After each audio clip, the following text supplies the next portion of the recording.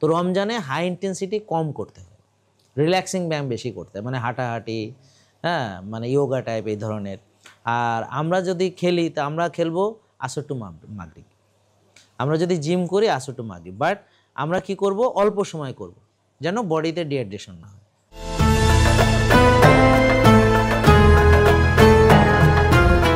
রোজার মাসে আমি মনে করি সকালের দিকে তেমন কোনো ব্যায়াম করা অনুচিত।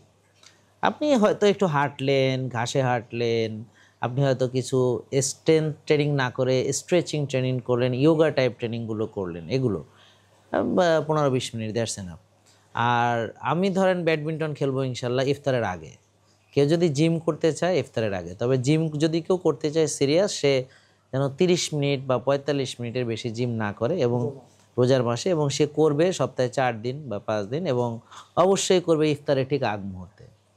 রেক্সল 99.9% জীবাণু থেকে সুরক্ষা দেয়। বাংলাদেশের রেক্সল, কেয়ারে অল ইন অল। অন্য কোনো সময় আমি অ্যালাউ করি না, কারণ হচ্ছে দেখেন মাসেল সবচেয়ে বেশি অ্যাক্টিভ থাকে ওই টাইমটাতে। আপনি সারাদিন না খেয়ে আছেন, বডিতে গ্রোথ হরমোন থাকে অনেক বেশি। এই সময় যখন আপনি স্ট্রেংথ ট্রেনিং করবেন, তখন গ্রোথ হরমোন আরও পোটেনশিয়েট হয়, যেটা আপনার মাসেল গ্রোথের জন্য দরকার, ফ্যাট বার্নিংয়ের জন্য দরকার। হ্যাঁ, তো এইটা হলো একটা হাই টাইম। আর পরে যদি আপনি জিম করেন, কখন করবেন? তা আপনি তারাবি পড়তে হবে, আপনার মাগরিব পড়তে হবে, তা আপনি কি রাত 11টায় জিম করবেন বা 10টার পরে? তাহলে আপনি ঘুমাবেন কোন সময়? তো এটা তো হতে পারে না। এটা আমি মনে করি যে একমাত্র সময় হচ্ছে এটা।